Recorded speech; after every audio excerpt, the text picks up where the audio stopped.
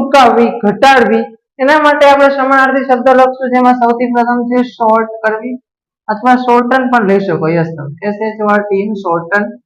પછી તમે ટ્રીમ લઈ શકો, ટ્રીમ. કટ કરવું લઈ શકો અથવા કટ ડાઉન, બે ચાલે. કટ ડાઉન અથવા કટ, કાપવું. ચાલો, એ સિવાય તમે ટ્રંકેટ લઈ શકો, ટ્રંકેટ, ટ્રંકેટ. પછી તમે કર્ટેલ લઈ શકો. આ બધા એના સમાનાર્થી શબ્દ છે. અબ્રીજ લઈ શકો, અબ્રીજ. થોડીક વાર વિડીયો જોજો, સમાનાર્થી ઘણા બધા મળશે તમને. Short, shorten, trim, cut, cut down, truncate, curtail અને અબ્રીજ. આ બધાનો મિનિંગ શું થશે? અબ્રીવિએટ, અબ્રીજ કરવું એટલે ટૂંકું કરવું. પછી તમે લઈ શકો શ્રિંક, શ્રિંક એટલે પણ ઈ જ થશે.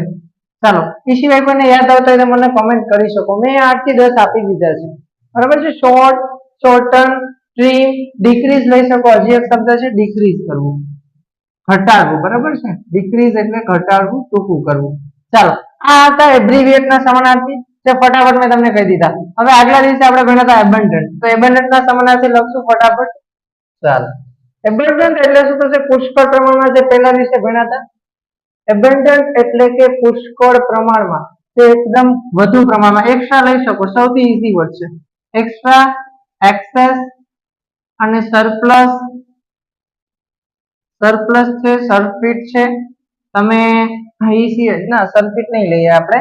એ સિવાય પ્લેન્ટીફુલ લેશું, પ્લેન્ટીફુલ. દરેકના તમને 8 થી 10 સમાનાર્થી તો હું આપી જ રહ્યો છું. પ્લેન્ટીયસ છે, પ્લેન્ટીયસ. પ્લેથોરા લઈ શકો, પ્લેથોરા. પી ઉપર કેટલા છે? પ્લેન્ટીફુલ, પ્લેન્ટીયસ, પ્લેથોરા. પછી તમે હજી એક લઈ શકો, મને યાદ આવી રહ્યો છે, પ્લેન્ટીફુલ, પ્લેથોરા. પ્રોફ્યુઝન લઈ શકો, પ્રોફ્યુઝ અને પ્રોફ્યુઝન બે ચાલે. તો પી ઉપર ઘણા બધા તમને મળી જાય, પ્રોફ્યુઝન. ચાલો, એ સિવાય તમે લઈ શકો બાઉન્ટીયસ, યસ, બાઉન્ટીયસ અને બાઉન્ટીફુલ બે લઈ શકો. તો તમને જો આટલા બધા સમાનાર્થી મળી રહ્યા છે, બાઉન્ટીફુલ, જે બધાનો મિનિંગ થશે પુષ્કળ પ્રમાણમાં, ખૂબ જ વધુ પ્રમાણમાં, જે હતા એબન્ડન્ટ ના સમાનાર્થી. ફટાફટ રિવિઝન થાય છે.